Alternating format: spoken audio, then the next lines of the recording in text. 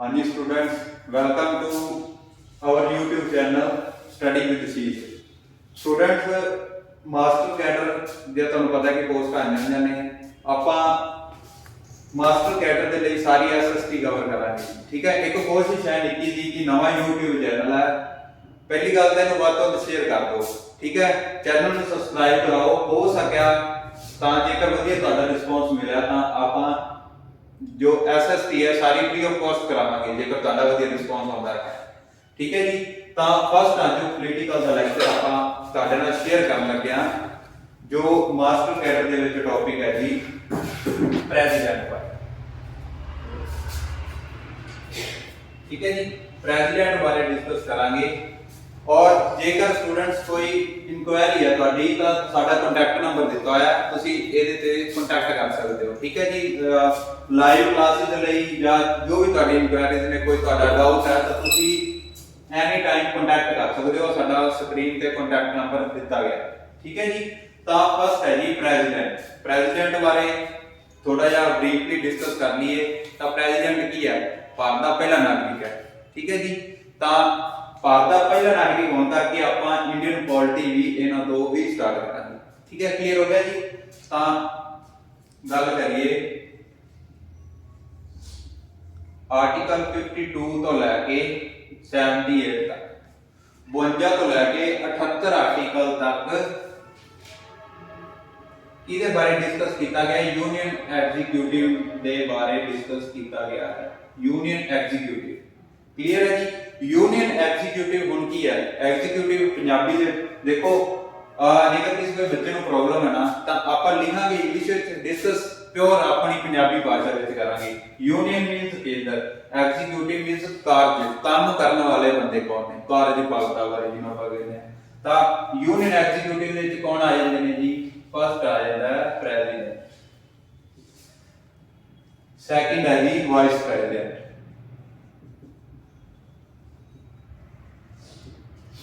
Vice president, third कौन आएगा जी? PM and COM। COM की फुल फॉर्म की होगी? Council of ministers. ठीक है जी, क्लियर हो गया। और फोर्थ आ गया अटॉर्नी जनरल।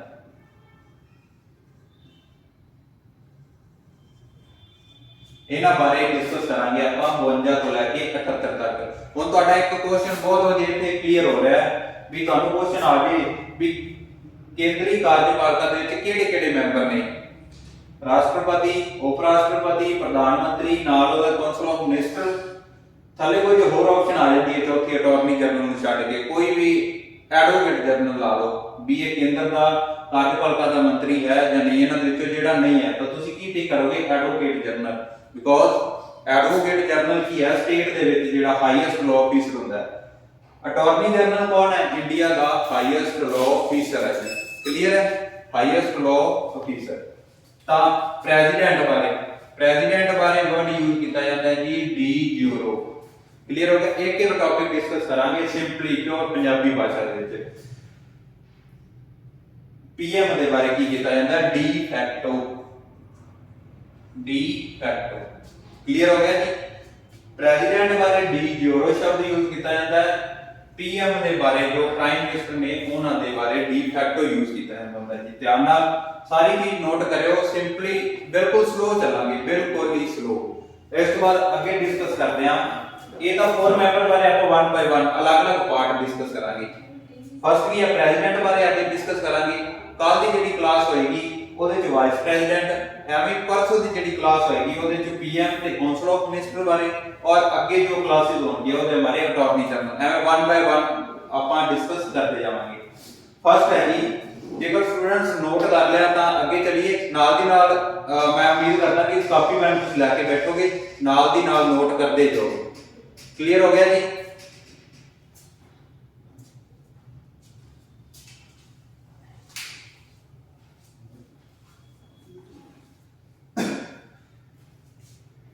फर्स्ट गल करते हैं जी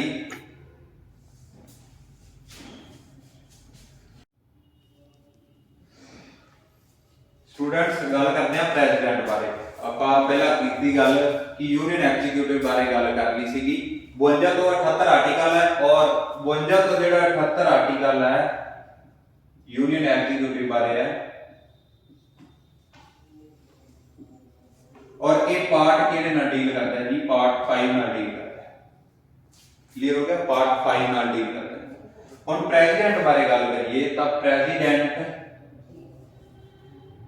दा आर्टिकल किहड़ा है जी आर्टिकल है 52 आर्टिकल 52 डील किहदे नाल करदा प्रेसिडेंट बारे ठीक है जी प्रेसिडेंट हुण आर्टिकल 52 ਨੂੰ ਆਪਾਂ याद किद्दां रखांगे कि प्रेसिडेंट नाल डील करदा है देखो राष्ट्रपति ਦਾ ਕੰਮ ਕੀ ਹੈ ਦੇਸ਼ ਦੇ ਪਹਿਲੇ ਨਾਗਰਿਕ ਨੇ ਇਹਨਾਂ ਦਾ ਕੰਮ ਕੀ ਹੈ ਓਨਲੀ ਕਿ ਜਦੋਂ ਲੋਕ ਸਭਾ ਤੇ ਰਾਜ ਸਭਾ ਦੇ ਵਿੱਚੋਂ ਬਿੱਲ ਪਾਸ ਹੋ ਗਿਆ ਓਨਲੀ ਕੀ ਅਸਾਈਨ ਕਰਨਾ ਹੈ ਠੀਕ ਹੈ ਜੀ ਜੋ ਆਪਣੇ ਆਫਿਸ ਦੇ ਵਿੱਚ ਬੈਠਣਾ ਜਾ ਕੇ ਹੋਰ ਕੋਈ ਕੰਮ ਨਹੀਂ ਇਹਨਾਂ ਨੂੰ ਬਾਕੀ ਜੋ ਵੀ ਇਹਨਾਂ ਦੇ ਨਾਮ ਤੇ ਕੰਮ ਹੈ ਉਹ ਸਿਰਫ ਕੀ ਹੈ ਪ੍ਰਧਾਨ ਮੰਤਰੀ ਨੂੰ ਓਨਲੀ ਕਰਨਾ ਹੈ ਉਹਨਾਂ ਦੇ ਲਈ ਡੀ ਫੈਕਟੋ ਇਸ ਲਈ ਯੂਜ਼ ਕੀਤਾ ਜਾਂਦਾ ਹੈ ਵਿਹਲਾ ਬੰਦਾ ਕਹਿ ਸਕਦੇ ਆਪਾਂ ਵਿਹਲਾ ਵਿਹਲੇ ਬੰਦੇ ਨੇ ਕੀ ਹੈ ਸਿੰਪਲੀ ਘਰੇ ਮੰਨ ਲਓ ਪਿੰਡ ਦੇ ਵਿੱਚ ਇੱਕ ਵਿਹਲਾ ਬਜ਼ੁਰਗ ਬੰਦਾ ਹੈ ਤਾਂ ਉਹ ਵਿਹਲਾ ਬੰਦਾ ਕੀ ਕਰੇਗਾ ਪਿੰਡ ਦੀ ਸਾਥ ਦੇ ਵਿੱਚ ਜਾ ਕੇ ਤਾਸ਼ ਖੇਡੇਗਾ ਸੇਮ ਸਿਮਿਲਰ ਤੁਸੀਂ ਕੰਪੇਅਰ ਕਰ ਸਕਦੇ ਹੋ ਬਾਇਟ੍ਰਿਕ ਨੂੰ ਯੂਜ਼ ਕਰਨ ਦੇ ਲਈ ਕਿ ਰਾਸ਼ਟਰਪਤੀ ਇੱਕ ਕੀ ਹੈ ਵਿਹਲਾ ਬੰਦਾ ਹੈ ਵਿਹਲੇ ਬੰਦੇ ਨੇ ਕੀ ਓਨਲੀ ਤਾਸ਼ ਖੇਡਣੀ ਹੈ ਤਾਸ਼ ਖੇਡਣੀ ਤੇ ਤਾਸ਼ ਖੇਡਣ ਲਈ ਉਹਨਾਂ ਨੂੰ ਕਿੰਨੇ ਪੱਤਿਆਂ ਦੀ ਜ਼ਰੂਰਤ ਹੈ ਤਾਂ ਉਹ ਪੱਤੇ ਕਿੰਨੇ ਨੇ 52 ਪੱਤਿਆਂ ਦੀ ਜ਼ਰੂਰਤ ਹੈ ਰਾਸ਼ਟਰਪਤੀ ਨੂੰ ਤਾਸ਼ ਖੇਡਣ ਦੇ ਲਈ ਤਾਂ ਇਹ ਤੋਂ ਤੁਸੀਂ ਇਹ ਯਾਦ ਰੱਖ ਸਕਦੇ ਹੋ ਕਿ ਰਾਸ਼ਟਰਪਤੀ ਨੂੰ ताश खेडन के लिए कितने पत्ते की जरूरत है 52 तो आर्टिकल भी केड़ा होगा 52 नाल डील करेगा क्लियर हो गया जी सेकंड आ गया head of Indian state head of Indian state जेकर इंडिया में एक स्टेट वाइज गल करिए तो उन्हां दे की ने हेड ने राष्ट्रपति एक की ने हेड ने दिया क्लियर हो गया जी सेकंड इना बारे गल करिए तां एक ही ने नॉमिनल हेड ने नॉमिनल हेड ने थर्ड आ गया first citizen of India clear हो गया जी फर्स्ट है head of Indian state Bharat का पहला ठीक है जी हेड ने नॉमिनल हेड ने और थर्ड आ गया first citizen of India Bharat के पहले नागरिक ने अगे गल करिए आर्टिकल 53 की गल करिए तां की है जी एग्जीक्यूटिव पावर इन्हां कोल है एग्जीक्यूटिव पावर सिर्फ की है इन्हां कोल है बट इन्हां दी पावर दा यूज कौन करदे ने एक्चुअल दे विच प्रधानमंत्री प्लस उन्हां दी काउंसिल ऑफ मिनिस्टर COM जिन्हां आपां कहने आ COM 53 आर्टिकल डील करता है कि एग्जीक्यूटिव पावर है जो भी पावर ने वो राष्ट्रपति को ने बट जो एक्चुअल दे विच इन्हां दा जेड़ा काम है वो किन्हां ने करना है प्रधानमंत्री और उन्हां दे नाल उन्हां दी काउंसिल ऑफ मिनिस्टर ने ठीक है जी बस 53 आर्टिकल दे विच सिंपली आ ही लिखा है स्टूडेंट्स नोट कर लो कि कई बार जेकर नोट नहीं करना तो स्क्रीनशॉट ले सकते हो इस करके मैं थोड़ा साइड पे हो जाता ना ता आगे चलते हैं आप आर्टिकल 54 के बारे देखो आर्टिकल 54 ना बड़ा इंपॉर्टेंट है 54 से 55 आर्टिकल है जो बहुत ही ज्यादा अपने वास्ते इंपॉर्टेंट है आर्टिकल 54 एंड 55 एक किहदे नाल डील करदा है जी इलेक्शन दे नाल डील करदा है इलेक्शन जो इलेक्शन है ना उन्हां दे नाल डील करूगा हुण सवाल ये है कि जो राष्ट्रपति का इलेक्शन है उन्हां दे विच पार्टिसिपेट कौन-कौन करते हैं क्लियर हो गया जी तां गल करदे हां जो राष्ट्रपति के इलेक्शन ने उन्हां दे विच कौन-कौन पार्टिसिपेट करेंगे तां सब तो पहले करूगी कि यूनियन क्लियर हो गया दैन करूगी स्टेट और उस तो बाद करूगी जी यूटीज ठीक है यूटीज इलेक्शन होएगा ਉਹਦੇ ਵਿੱਚ ਕੇਂਦਰ ਰਾਜ ਤੇ ਕੇਂਦਰ ਸ਼ਾਸਿਤ ਪ੍ਰਦੇਸ਼ ਡੀਲ ਕਰਨਗੇ ਹੁਣ ਯੂਨੀਅਨ ਦੇ ਵਿੱਚੋਂ ਪਾਰਟਿਸਿਪੇਟ ਕੌਣ ਕਰੂਗਾ ਜੀ ਰਾਜ ਸਭਾ ਤੇ ਨਾਲ ਕਰੂਗੀ ਲੋਕ ਸਭਾ ਹੁਣ ਰਾਜ ਸਭਾ ਤੇ ਲੋਕ ਸਭਾ ਮੈਂ ਕੀ ਨੇ ਇਹਨਾਂ ਦੇ ਵਿੱਚ ਦੇਖੋ ਇਹਦੇ ਵਿੱਚ ਨੋਮੀਨੇਟ ਬੰਦੇ ਬਾਹਰ ਕੀਤੇ ਜਾਂਦੇ ਨੇ ਇਹਦੇ ਵਿੱਚ ਪਹਿਲਾਂ ਦੋ ਕੀਤੇ ਜਾਂਦੇ ਸੀ ਬਟ ਹੁਣ ਨਹੀਂ ਕੀਤੇ ਜਾਂਦੇ ਹੁਣ ਹੁਣ ਜਿਹੜੇ ਉਹ 12 ਬੰਦੇ ਨਾਮਜ਼ਦ ਕੀਤੇ ਜਾਂਦੇ ਨੇ ਪ੍ਰੈਜ਼ੀਡੈਂਟ ਦੁਆਰਾ, ਉਹਦਾ ਕੀ ਹੋਏਗਾ, ਜਿਹੜੇ ਪ੍ਰੈਜ਼ੀਡੈਂਟ ਨੇ ਪਹਿਲਾਂ ਨਾਮਜ਼ਦ ਕੀਤੇ ਹੋਣਗੇ ਉਹਨਾਂ ਦੇ ਵੱਲ ਹੀ ਵੋਟ ਜਾਏਗੀ। ਫਿਰ ਵੋਟਿੰਗ ਸਿਸਟਮ ਦਾ ਤਾਂ ਕੋਈ ਮਤਲਬ ਹੀ ਨਹੀਂ ਰਹਿ ਗਿਆ ਕਿ ਇੱਕ ਬੰਦੇ ਦਾ ਪਤਾ ਹੈ ਵੀ ਉਹਨੇ ਇਹਨੂੰ ਹੀ ਵੋਟ ਪਾਉਣੀ ਹੈ। ਇਸ ਕਰਕੇ ਕੀ ਹੁੰਦਾ ਹੈ, ਜੋ ਇਲੈਕਟਡ ਮੈਂਬਰ ਨੇ ਨਾ ਦੋਨੋਂ ਹਾਊਸਸ ਦੇ, ਉਹ ਹੀ ਪਾਰਟਿਸਿਪੇਟ ਕਰਨਗੇ, ਹੋਰ ਕੋਈ ਪਾਰਟਿਸਿਪੇਟ ਨਹੀਂ ਕਰੂਗਾ। ਓਨਲੀ ਸਿਰਫ ਇਲੈਕਟਡ ਰਾਜ ਸਭਾ ਦੇ ਵਿੱਚੋਂ ਜਿੰਨੇ ਬੰਦੇ ਚੁਣ ਕੇ ਆਏ ਵੋਟਾਂ ਦੇ ਰਾਹੀਂ, ਔਰ ਲੋਕ ਸਭਾ ਦੇ ਵਿੱਚੋਂ ਜਿੰਨੇ ਬੰਦੇ ਵੋਟਾਂ ਦੇ ਰਾਹੀਂ ਚੁਣ ਕੇ ਆਏ ਨੇ, ਸਿਰਫ ਤੇ ਸਿਰਫ ਕੋਈ ਪਾਰਟਿਸਿਪੇਟ ਕਰਨਗੇ। ਦੈਨ ਅੱਗੇ ਆ ਗਿਆ ਜੀ, ਇਹਨਾਂ ਦੇ ਵਿੱਚ ਕੀ ਹੁੰਦੇ ਨੇ, ਐਮਪੀਜ਼ ਹੁੰਦੇ ਨੇ ਜੀ। ਸਟੇਟ ਦੇ ਯੂਨੀਅਨ ਦੇ ਵਿੱਚ ਕੀ ਹੁੰਦੇ, ਮੈਂਬਰ ਆਫ ਪਾਰਲੀਮੈਂਟ। ਠੀਕ ਹੈ, ਪਾਰਲੀਮੈਂਟ ਕੀ ਹੈ, ਲੋਕ ਸਭਾ ਤੇ ਰਾਜ ਸਭਾ ਹੈ, ਪਲੱਸ ਨਾਲ ਕੀ ਨੇ, ਪ੍ਰੈਜ਼ੀਡੈਂਟ ਨੇ। ਦੈਨ ਅੱਗੇ ਆ ਗਿਆ ਜੀ MLA, member of legislative assembly.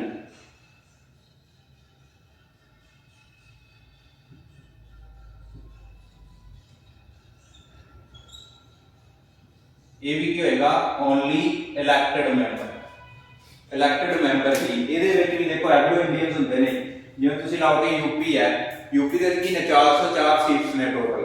ਠੀਕ ਹੈ ਜੀ, ਤਾਂ ਉਹਦੇ ਵਿੱਚ ਕੀ ਹੋਏਗਾ, 403 ਬੰਦੇ ਹੀ ਪਾਰਟਿਸਿਪੇਟ ਕਰਨਗੇ, ਇੱਕ ਐਗਲੋ ਇੰਡੀਅਨ ਉਹ ਪਾਰਟਿਸਿਪੇਟ ਨਹੀਂ ਕਰੂਗਾ। ਇਸ ਕਰਕੇ ਲਿਖਿਆ ਜੀ ਓਨਲੀ ਇਲੈਕਟਡ। ਆਪਣੇ ਪੰਜਾਬ ਦੇ ਕਮੈਂਟ ਸੈਕਸ਼ਨ ਵਿੱਚ ਦੱਸੋ ਕਿ ਆਪਣੇ ਪੰਜਾਬ ਸਟੇਟ ਦੇ ਵਿੱਚੋਂ ਕਿੰਨੇ ਬੰਦੇ ਪਾਰਟਿਸਿਪੇਟ ਕਰਨਗੇ ਪ੍ਰੈਜ਼ੀਡੈਂਟ ਦੇ ਇਲੈਕਸ਼ਨ ਦੇ ਵਿੱਚ। ਠੀਕ ਹੈ ਜੀ, ਦੈਨ ਅੱਗੇ ਆ ਗਿਆ ਜੀ ਯੂਟੀਜ਼ ਕੀ ਹੋਏਗਾ, ਦਿੱਲੀ ਐਂਡ ਪੌਂਡੀਚੇਰੀ। ਦੇਖੋ ਇਹਦੇ ਵਿੱਚ ਡਾਟਾ ਚੇਂਜ ਹੋਊਗਾ, ਦਿੱਲੀ ਐਂਡ ਪੌਂਡੀਚੇਰੀ ਹੈ, ਦਿੱਲੀ ਐਂਡ ਪੌਂਡੀਚੇਰੀ ਤੋਂ ਬਾਅਦ ਦੇਖੋ ਹੁਣ Jammu and Kashmir the state ਹੈ, ਉਹਨੂੰ ਬ੍ਰੇਕ ਡਾਊਨ ਕਰਕੇ ਕੀ ਹੈ, ਦੋ ਯੂਟੀਜ਼ ਵਿੱਚ ਡਿਵਾਈਡ ਕੀਤਾ, ਲਦਾਖ ਤੇ ਜੰਮੂ ਐਂਡ ਕਸ਼ਮੀਰ। ਬਟ ਉੱਥੇ ਹੁਣ ਤੱਕ ਇਲੈਕਸ਼ਨ ਨਹੀਂ ਹੋਏਗੇ, ਇਸ ਕਰਕੇ ਜਦੋਂ ਵੀ ਇਲੈਕਸ਼ਨ ਹੁੰਦੇ ਨੇ ਤਾਂ ਉੱਥੇ ਵੀ ਉਮੀਦ ਹੈ ਵਿਧਾਨ ਸਭਾ ਬਣੂਗੀ ਤੇ ਉਸ ਤੋਂ ਬਾਅਦ ਯੂਟੀਜ਼ ਕੀ ਹੈ, ਪਾਰਟਿਸਿਪੇਟ ਕਰਿਆ ਕਰਨਗੀਆਂ। ਕਲੀਅਰ ਹੋ ਗਿਆ ਜੀ। ਇਹਦੇ ਬਾਰੇ ਦੱਸੋ, ਜੇਕਰ ਕਿਸੇ ਨੂੰ ਕੋਈ ਡਾਊਟ ਹੈ ਤਾਂ ਉਹ ਆਪਾਂ ਹੁਣੇ ਕਲੀਅਰ ਕਰ ਲੈਂਦੇ ਹਾਂ, ਕਿਉਂਕਿ ਇਲੈਕਸ਼ਨ ਆਫ ਪ੍ਰੈਜ਼ੀਡੈਂਟ ਆਰਟੀਕਲ 54 ਤੇ 55 ਨਾਲ ਡੀਲ ਕਰਦਾ ਹੈ ਔਰ ਸਭ ਤੋਂ ਜ਼ਰੂਰੀ ਜੋ ਕੁਐਸਚਨ ਹੈ ਇਹਦੇ ਵਿੱਚੋਂ ਹੀ ਆਉਂਦਾ ਹੁੰਦਾ ਹੈ। ਠੀਕ ਹੈ ਜੀ, ਤਾਂ ਸਕਰੀਨਸ਼ਾਟ ਲੈ ਲਓ, ਜਿਨ੍ਹਾਂ ਨੇ ਨੋਟ ਕਰਨਾ ਹੈ ਥੋੜਾ ਨੋਟ ਕਰ ਲਓ। ਇੱਕ ਤੁਹਾਡੇ ਵਾਸਤੇ ਕੁਐਸਚਨ ਹੈ ਕਿ ਦਿੱਲੀ ਐਂਡ ਪੌਂਡੀਚੇਰੀ ਨੂੰ ਕਦੋਂ ਐਡ ਕੀਤਾ ਗਿਆ ਕਿ ਇਲੈਕਸ਼ਨ ਆਫ ਪ੍ਰੈਜ਼ੀਡੈਂਟ ਦੇ ਵਿੱਚ ਪਾਰਟਿਸਿਪੇਟ ਕਰਨ, ਕਿਹੜੀ ਅਮੈਂਡਮੈਂਟ ਦੇ ਰਾਹੀਂ ਔਰ ਕਿਹੜੇ ਸੰਨ ਦੇ ਵਿੱਚ ਐਡ ਕੀਤਾ ਗਿਆ। ਕਮੈਂਟ ਸੈਕਸ਼ਨ ਦੇ ਵਿੱਚ ਜਲਦੀ ਤੋਂ ਜਲਦੀ ਆਨਸਰ ਦਿਓ, ਦੇਖਦੇ ਹਾਂ ਪਹਿਲਾ ਬੱਚਾ ਕੌਣ ਆਨਸਰ ਦਿੰਦਾ ਹੈ। ਦਿੱਲੀ ਐਂਡ ਪੌਂਡੀਚੇਰੀ ਨੂੰ ਕਦੋਂ ਐਡ ਕੀਤਾ ਗਿਆ। ਕੁਐਸਚਨ ਤੁਹਾਡੇ ਲਈ ਇਹ ਵੀ ਆ ਸਕਦਾ ਹੈ ਕਿ ਰਾਸ਼ਟਰਪਤੀ ਦੇ ਇਲੈਕਸ਼ਨ ਹੁੰਦੇ ਨੇ, ਪਹਿਲਾਂ ਤਾਂ ਕੀ ਹੈ ਯੂਨੀਅਨ ਤੇ ਸਟੇਟ ਹੀ ਹੁੰਦਾ ਸੀਗਾ, ਬਟ ਉਹਦੇ ਵਿੱਚ ਯੂਟੀਜ਼ ਨੂੰ ਵੀ ਐਡ ਕੀਤਾ ਗਿਆ ਕਿਉਂਕਿ ਉੱਥੇ ਵੀ ਵਿਧਾਨ ਸਭਾ ਐਗਜ਼ਿਸਟ ਕਰਦੀ ਹੈ। ਕਦੋਂ ਕੀਤਾ ਗਿਆ, ਕਿਹੜੀ ਅਮੈਂਡਮੈਂਟ ਔਰ ਕਿਹੜੇ ਈਅਰ ਦੇ ਵਿੱਚ ਕੀਤਾ ਗਿਆ। ਆ ਕੁਐਸਚਨ ਉਸ ਤੋਂ ਬਾਅਦ ਨੋਟ ਕਰ ਲਓ ਜੀ ਜਲਦੀ ਤੋਂ ਜਲਦੀ।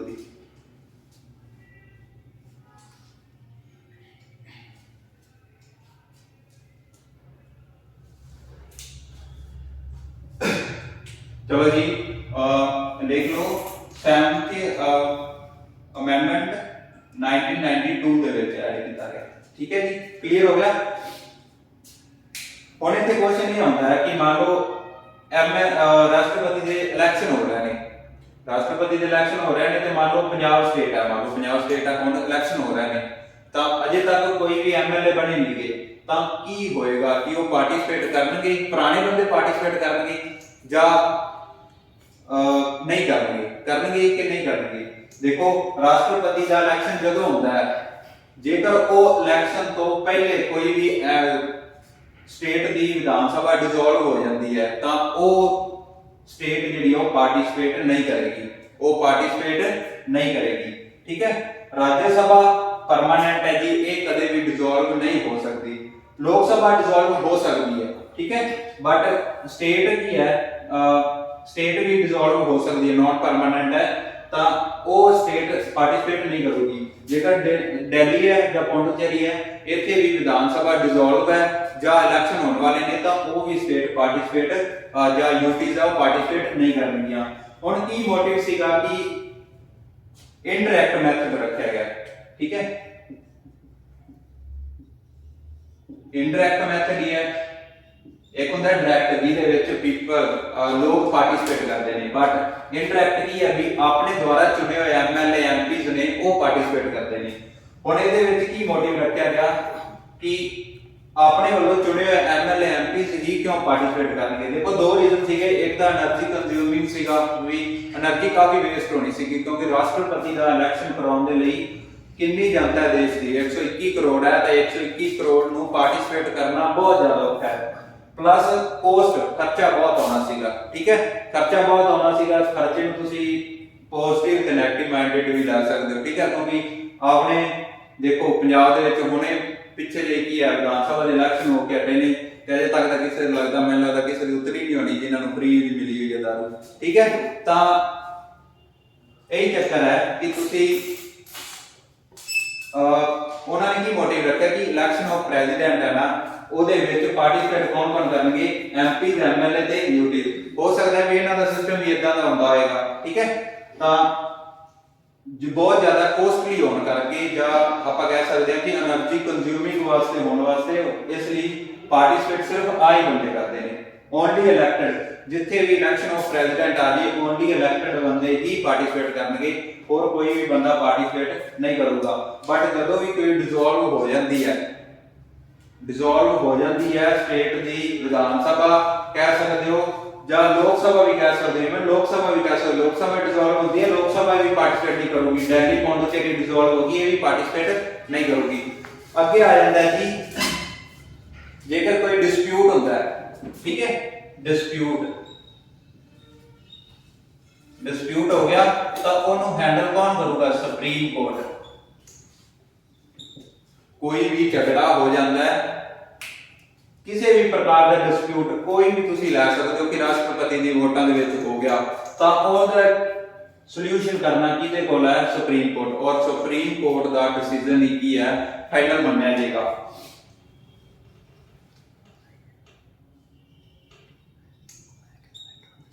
मैंडेटरी है 6 मंथ विच इलैक्शन कराउणा। राष्ट्रपति का इलैक्शन देखो जे राष्ट्रपति की सीट खाली होती है, ठीक है, अगे डिस्कस करांगे कि राष्ट्रपति की सीट खाली किवें होती है। जेकर राष्ट्रपति की सीट खाली होती है तो मैंडेटरी है 6 महीनों के अंदर अंदर इलैक्शन कराना जरूरी है, क्योंकि देश का पहला नागरिक है, ये तो ही सारा देश चलूगा। ओदी पोस्ट कदे भी खाली नहीं रह सकती, ओदी पोस्ट कदे भी खाली नहीं रह सकती, ठीक है जी। तो अगे डिस्कस करते हैं, नोट कर लो, उस बाद अगे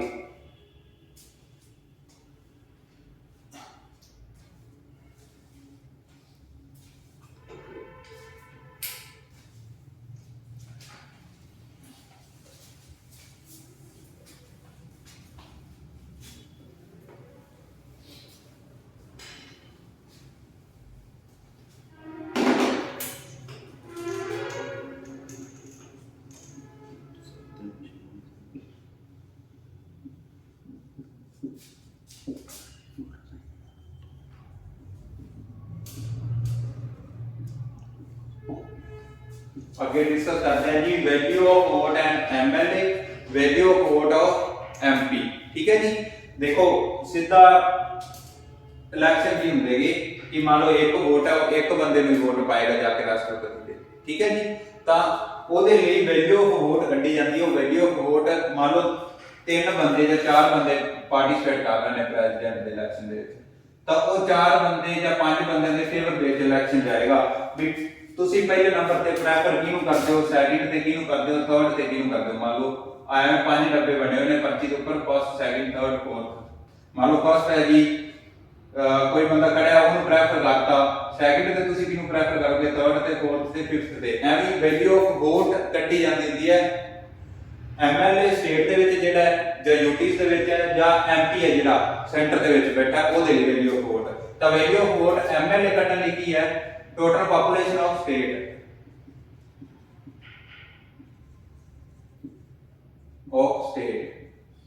ठीक है जी।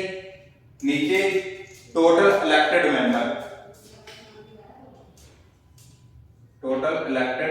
मेंबर, इनटू 1/1000, क्लियर हो गया जी। 1/1000 एक ही है स्टेट दे रही है। ਸਟੇਟ ਦੇ ਲਈ ਵੈਲਿਊ ਆਫ ਐਨ ਐਮਐਲਏ ਲਈ ਕੱਢਣ ਦੀ ਕੀ ਹੈ ਵੈਲਿਊ ਕੱਢਣ ਦੇ ਲਈ ਕਿ ਇੱਕ ਵੋਟ ਦੀ ਵੈਲਿਊ ਕਿੰਨੀ ਹੋਏਗੀ total population of state upon elected member ਮੰਨ ਲਓ ਟੋਟਲ ਪੋਪੂਲੇਸ਼ਨ ਆਪਣੀ ਕਿੰਨੀ ਹੈ ਪੰਜਾਬ ਦੀ ਜੇ ਪੰਜਾਬ ਦੀ ਗੱਲ ਕਰੀਏ ਤਾਂ 2 ਕਰੋੜ 77 ਲੱਖ ਹੈ 2 ਕਰੋੜ 77 ਲੱਖ ਅਪॉन ਇਲੈਕਟਡ ਮੈਂਬਰ ਆਪਣੇ ਵਿਧਾਨ ਸਭਾ ਦੇ ਕਿੰਨੇ ਹੁੰਦੇ ਨੇ 117 ਗੁਣਾ 1/1000 ਠੀਕ ਹੈ ਜੀ ਜਿਵੇਂ 2,77,000 ਬਟਾ 117 ਗੁਣਾ 1/1000 ਆ 1000 ਦੀ ਵੈਲਿਊ ਹੀ ਨੂੰ ਕਿਉਂ ਰੱਖਿਆ ਗਿਆ ਹੈ ਕਿਉਂਕਿ ਪੋਪੂਲੇਸ਼ਨ ਕਾਫੀ ਹੋਣ ਕਰਕੇ ਡਿਵਾਈਡੇਸ਼ਨ ਸੌਖੀ ਹੋ ਜਾਂਦੀ ਹੈ ਇਸ ਕਰਕੇ 1/1000 ਕੀਤਾ ਹੈ ਠੀਕ ਹੈ ਜੀ ਕਲੀਅਰ ਹੋ ਗਿਆ ਇਹ ਸੀਗਾ ਸਿਰਫ ਸਟੇਟ ਬਾਰੇ ਐਮਪੀ ਬਾਰੇ ਅੱਗੇ ਡਿਸਕਸ ਕਰਦੇ ਹਾਂ ਪਹਿਲੇ ਨੋਟ ਕਰੋ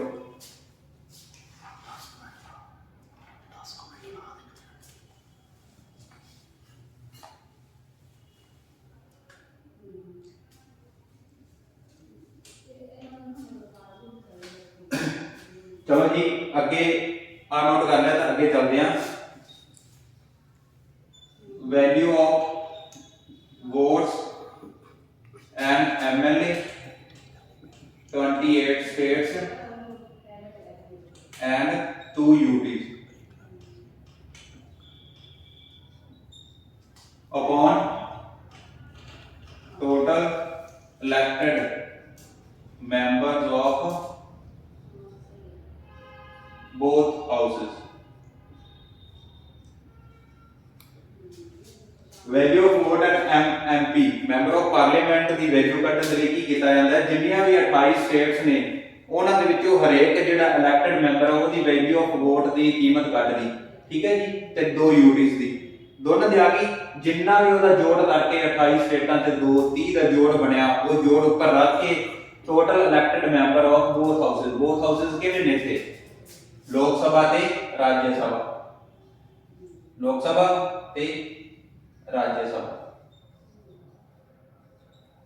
दोनों हाउसेस दे विच जिन्ने भी बंदे ने इलैक्टेड ने लोक सभा दे विच ते राज्य सभा लोक सभा दे विच टोटल बंदे कितने हुंदे ने 550 इलैक्टेड ही हुंदे ने सारे ठीक है पहला हुंदा सी 552 but 2019 they which 104 amendment they according 2 agro Indian ने बाहर करते इधर 250 बंदे टोटल होंगे ने 238 इलैक्टेड ते 12 बंदे नॉमिनेटेड होंगे ने वो नॉमिनेटेड ने पार्टिसिपेट नहीं करना ओनली इलैक्टेड दोनों का जोड़ करके डिवाइडेशन कर देनी है total elected members of both houses ता ये आ गया जी vote of value of vote and MP clear हो गया ये सब तो बेसिक जेड़ा है ना इलेक्शन दा टॉपिक है इहनू चंगी तरह कर लो फिर अगे आपां डिस्कस करते हैं नोट करो जी उस तो बाद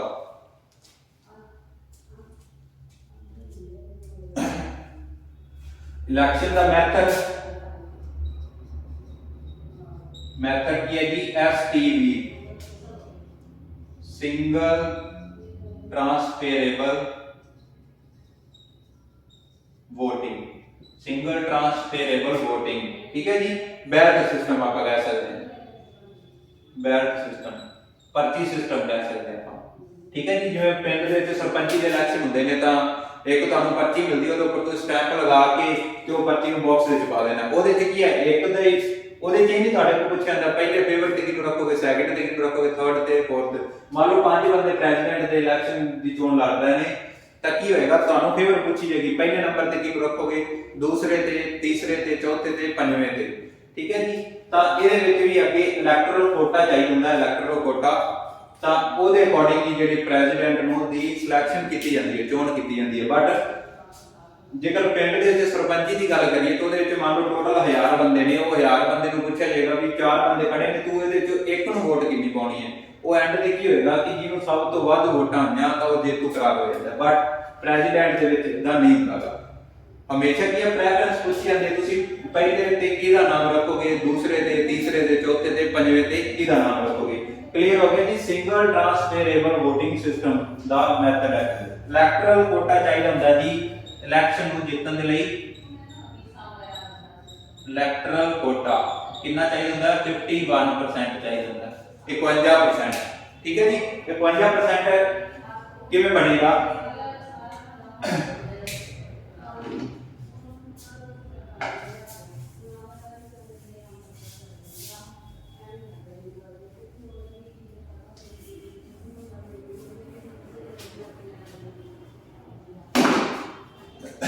इलैक्टरल कोटे की गल करिए तो कितना बनेगा,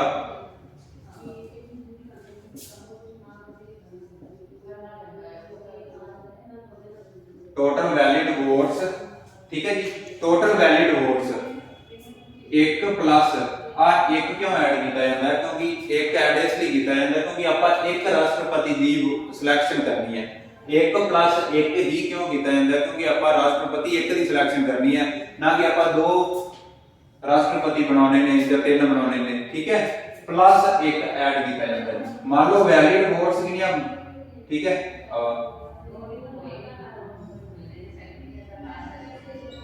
वैलिड वोट्स कितनी पोल हो गई, 100 वोटा पोल हो जाने, ठीक है जी। 100 वोटा पोल हो गई, 100 बटा 1 प्लस 1 2 प्लस 1 आ डिवाइडेशन करके 50 प्लस 51 इलैक्टोरल कोटा कितना चाहिए 51%, ठीक है जी।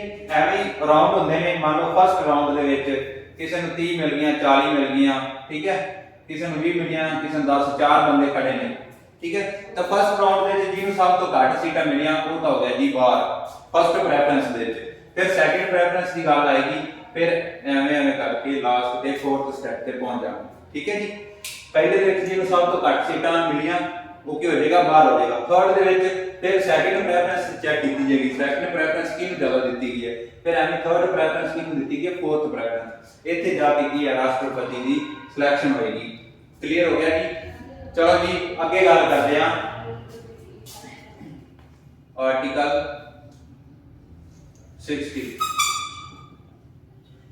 आ देखो 60 है ना, 60 आ 60 की जीरो है, आ जीरो तो तुसी याद रखो औत, औत की होंदी है शपथ, पंजाबी च गल करिए सौं चुकानी जी, सौं चुकानी है।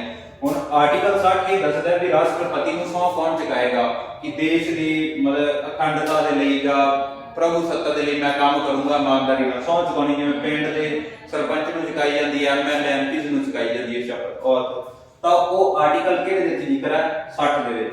और राष्ट्रपति ने सौं चकनी है तां किहनूं कौन सौं चुकाउंदा है, क्वेश्चन ए आउंदा हुंदा है। मान लो ए है प्रेसिडेंट, तो प्रेसिडेंट नूं औत कौन दवाऊगा जी, CGI chief justice of India, chief justice of India. जेकर देखो जी चीफ जस्टिस ऑफ इंडिया जिहड़े ने मौजूद नहीं गए, मान लो चीफ जस्टिस ऑफ इंडिया की सीट खाली है बट प्रेसिडेंट ने औत लैनी है देश को चलाउण दे लई, तो फिर कौन आउणगे, सीनियर मोस्ट जज, जिहड़े सुप्रीम कोर्ट के सीनियर मोस्ट जज होणगे वो औत चुकाउणगे। क्लियर हो गया जी। औत कौन चुकाउणगे, प्रेसिडेंट नूं CGI chief justice of India. तुहाडे भी क्वेश्चन ये है जी कमेंट सैक्शन दे विच दसो फर्स्ट सीजीआई ऑफ इंडिया कौन सीगे ते एट प्रेजेंट कौन ने जी, जिहड़े अपने चीफ जस्टिस ऑफ इंडिया ने फर्स्ट कौन सीगे और एट प्रेजेंट कौन ने, ठीक है। जेकर सीजीआई नहीं हुंदे प्रेजेंट तो फिर कौन होएगा, सुप्रीम कोर्ट दा जिहड़ा सीनियर मोस्ट जज होएगा वो बंदा औत दवाउंदा हुंदा है किहनां नूं, राष्ट्रपति नूं देश नूं चलाउण दे लई। क्लियर हो गया जी। नोट कर लो या स्क्रीनशॉट ले लो, आगे चलते हैं।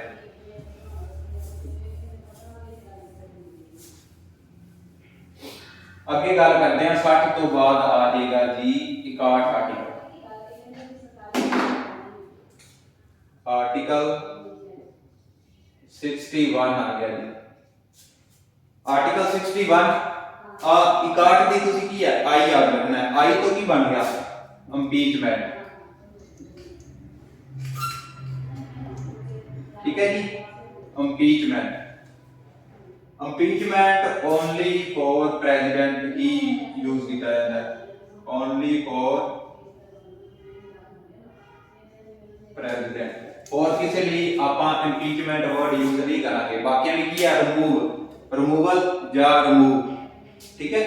ओनली इंपीचमेंट की है ओनली फॉर प्रेसिडेंट, ठीक है, क्योंकि फर्स्ट सिटीजन ऑफ इंडिया ने भारत के पहले नागरिक ने तो उन्होंने थोड़ा जिहा रिस्पैक्ट देने के लिए इंपीचमेंट वर्ड यूज किया जाता है। इंपीचमेंट हुण किदां होएगी, देखो इंपीचमेंट बारे गल करिए तां जेकर देश का राष्ट्रपति नूं उन्हां दे जो उन्हां दी कुर्सी है उहदे तो हटाउणा है तां किसी भी सदन दे विच आइदर हाउस, कोई भी आइदर हाउस मतलब कोई भी हाउस ਦੇ ਵਿੱਚ ਜਾਂ ਤਾਂ ਹੋ ਸਕਦਾ ਹੈ ਉਹ ਲੋਕ ਸਭਾ ਹੋਵੇ, ਠੀਕ ਹੈ ਜੀ, ਜਾਂ ਤਾਂ ਹੋ ਸਕਦਾ ਹੈ ਉਹ ਰਾਜ ਸਭਾ ਹੈ, ਠੀਕ ਹੈ।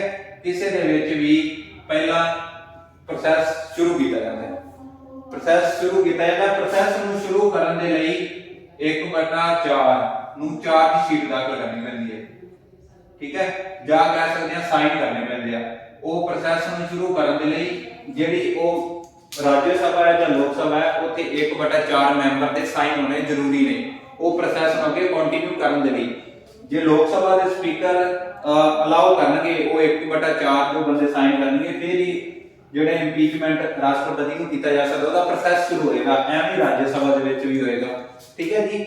ਹੁਣ ਇਹ ਪ੍ਰੋਸੈਸ ਮੰਨ ਲਓ 1/4 ਬੰਦਿਆਂ ਨੇ ਸਾਈਨ ਕਰਤਾ, ਪ੍ਰੋਸੈਸ ਸਟਾਰਟ ਹੋਣ ਲੱਗਿਆ, ਬਟ ਪ੍ਰੋਸੈਸ ਸਟਾਰਟ ਹੋਣ ਤੋਂ ਪਹਿਲਾਂ ਉਹਨੂੰ ਕੀ ਹੈ 14 ਦਿਨ ਦਾ ਨੋਟਿਸ ਦਿੱਤਾ ਜਾਏਗਾ।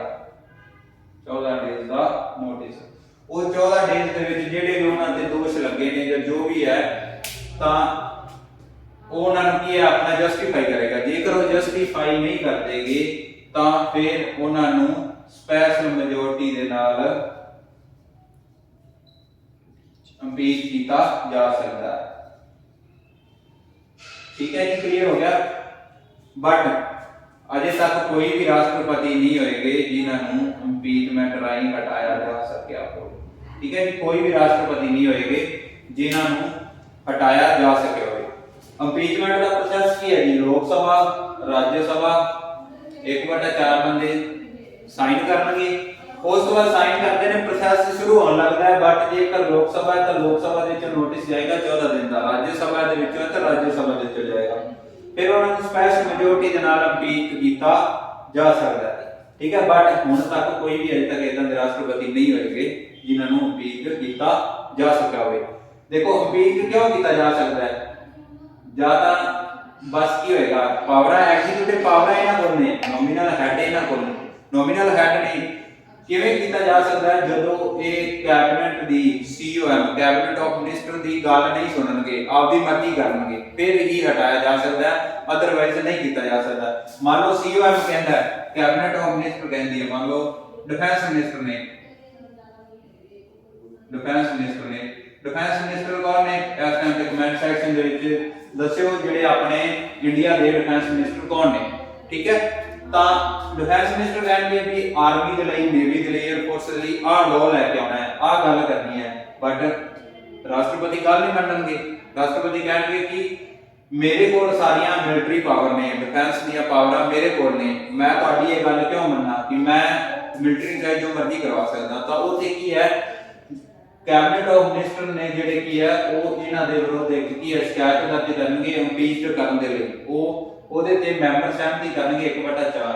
ਉਸ ਤੋਂ ਬਾਅਦ ਉਹ ਕਿਸੇ ਹਾਊਸ ਦੇ ਵਿੱਚ ਵੀ ਹੋ ਸਕਦੇ ਨੇ। ਫਿਰ 14 ਦਿਨ ਦਾ ਨੋਟਿਸ ਹੋਏਗਾ, ਫਿਰ ਉਹਨਾਂ ਨੂੰ ਸਪੈਸ਼ਲ ਮੈਜੋਰਟੀ ਦੇ ਨਾਲ ਰੂਲ ਕੀਤਾ ਜਾ ਸਕਦਾ ਹੈ। ਬਟ ਇਦਾਂ ਹੁੰਦਾ ਨਹੀਂਗਾ ਕਿਉਂਕਿ ਰਾਸ਼ਟਰਪਤੀ ਨੂੰ ਕੈਬਨਿਟ ਆਫ ਮਿਨਿਸਟਰ ਤੇ ਨਾਲ ਪੀਐਮ ਹੈ ਉਹਨਾਂ ਦੀ ਗੱਲ ਮੰਨਣੀ ਹੀ ਪੈਂਦੀ ਹੈ, ਠੀਕ ਹੈ ਜੀ, ਕਲੀਅਰ ਹੋ ਗਿਆ।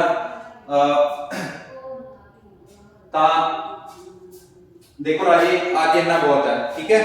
ਕੱਲ ਨੂੰ ਆਪਾਂ ਜਿਹੜਾ ਰਿਮੇਨਿੰਗ ਟੌਪਿਕ ਹੈ ਨਾ 61 ਆਰਟੀਕਲ ਤੋਂ ਬਾਅਦ ਵਾਲਾ ਜੋ ਵੀ ਪ੍ਰੋਸੈਸ ਹੈ, ਇਹਨਾਂ ਕੋਲ ਕਿੰਨੀਆਂ ਐਮਰਜੈਂਸੀ ਪਾਵਰਾਂ ਨੇ, ਕਿੰਨੇ ਐਗਜ਼ੀਕਿਊਟਿਵ ਪਾਵਰਾਂ ਨੇ, ਮਿਲਟਰੀ ਪਾਵਰਾਂ ਕਿੰਨੀਆਂ ਨੇ, ਐਮਰਜੈਂਸੀ ਪਾਵਰਾਂ ਕਿੰਨੀਆਂ ਨੇ, ਕਲੀਅਰ ਹੋ ਗਿਆ। ਇਹਨਾਂ ਨੂੰ ਇੰਪੀਚ ਕਰਨ ਦੇ ਲਈ ਇੱਕ ਗੱਲ ਹੋਰ, ਇੰਪੀਚ ਕਰਨ ਦੇ ਲਈ ਦੇਖੋ ਦੋ ਗੱਲਾਂ ਯਾਦ ਰੱਖੋ। ਇਹਨਾਂ ਦੀ ਇਲੈਕਸ਼ਨ ਦੇ ਵਿੱਚ ਸਟੇਟ ਦੇ ਐਮਐਲਏ ਪਾਰਟਿਸਿਪੇਟ ਕਰਦੇ ਨੇ, ਬਟ ਇਹਨੂੰ ਰਿਮੂਵ ਕਰਨ ਦੇ ਲਈ ਸਟੇਟ ਦੇ ਐਮਐਲਏ ਜਾਂ ਯੂਟੀਜ਼ ਦੇ ਐਮਐਲਏ ਪਾਰਟਿਸਿਪੇਟ ਨਹੀਂ ਕਰਦੇ। ਦੂਜੀ ਗੱਲ ਇਹ ਯਾਦ ਰੱਖਿਓ ਕਿ ਇਲੈਕਸ਼ਨ ਦੇ ਵਿੱਚ ਨੋਮੀਨੇਟ ਬੰਦੇ ਨੇ ਉਹ ਪਾਰਟਿਸਿਪੇਟ ਨਹੀਂ ਕਰਦੇ, ਓਨਲੀ ਇਲੈਕਟਡ ਕਰਦੇ ਨੇ। ਬਟ ਜਦੋਂ ਵੀ ਇਹਨਾਂ ਨੂੰ ਇੰਪੀਚ ਕਰਨ ਦੀ ਗੱਲ ਆਉਂਦੀ ਹੈ ਤਾਂ ਉਹਨਾਂ ਦੇ ਵਿੱਚ ਇਲੈਕਟਡ ਤੇ ਨੋਮੀਨੇਟਡ ਦੋਨੋਂ ਬੰਦੇ ਪਾਰਟਿਸਿਪੇਟ ਕਰਦੇ ਨੇ, ਠੀਕ ਹੈ ਜੀ। ਉਸ ਤੋਂ ਤੁਹਾਨੂੰ ਲੈਕਚਰ ਵਧੀਆ ਲੱਗਿਆ ਹੋਗਾ। ਜੇਕਰ ਲੈਕਚਰ ਵਧੀਆ ਲੱਗਾ ਤਾਂ ਸ਼ੇਅਰ ਜ਼ਰੂਰ ਕਰ ਦਿਓ ਆਪਣੇ ਦੋਸਤਾਂ ਤੱਕ, ਜਿੰਨੇ ਵੀ ਮਾਸਟਰ ਕੈਡਰ ਈਬੀਟੀ ਹੈ ਜਾਂ ਹੋਰ ਵੀ ਕੋਈ ਕੰਪੀਟੀਟਿਵ ਐਗਜ਼ਾਮਾਂ ਦੀ ਤਿਆਰੀ ਕਰ ਰਿਹਾ ਤਾਂ ਚੈਨਲ ਨੂੰ ਸ਼ੇਅਰ ਜ਼ਰੂਰ ਕਰ ਦਿਓ, ਵੀਡੀਓ ਨੂੰ ਲਾਈਕ ਕਰ ਦਿਓ। ਇਹਦੇ ਨਾਲ ਕੀ ਇੱਕ ਸਾਨੂੰ ਕੀ ਮੋਟਿਵ ਮਿਲ ਜਾਏਗਾ ਕਿ ਤੁਹਾਨੂੰ ਲੈਕਚਰ ਪਸੰਦ ਆਇਆ। ਸਿੰਪਲੀ ਲਿਖਾਂਗੇ ਆਪਾਂ ਇੰਗਲਿਸ਼ ਦੇ ਵਿੱਚ, ਲਿਖਾਂਗੇ ਔਨ ਦਾ ਪੁਆਇੰਟ, ਜੋ ਵੀ ਗੱਲ ਹੈ ਨਾ ਸਿਰਫ ਔਨ ਦਾ ਪੁਆਇੰਟ ਲਿਖਾਂਗੇ। ਬਾਕੀ ਤੁਹਾਨੂੰ ਜੋ ਬੋਲਿਆ ਜਾਏਗਾ ਉਹ ਪਿਓਰ ਪੰਜਾਬੀ ਦੇ ਵਿੱਚ ਹੀ ਬੋਲਿਆ ਜਾਏਗਾ, ਕਲੀਅਰ ਹੈ ਜੀ। ਤਾਂ ਥੈਂਕਸ ਫॉर ਵਾਚਿੰਗ। ਵੀਡੀਓ ਨੂੰ ਵੱਧ ਤੋਂ ਵੱਧ ਸ਼ੇਅਰ ਕਰ ਦਿਓ ਤੇ ਲਾਈਕ ਜ਼ਰੂਰ ਕਰਿਓ ਔਰ ਚੈਨਲ ਨੂੰ ਸਬਸਕ੍ਰਾਈਬ ਕਰਾਓ ਵੱਧ ਤੋਂ ਵੱਧ।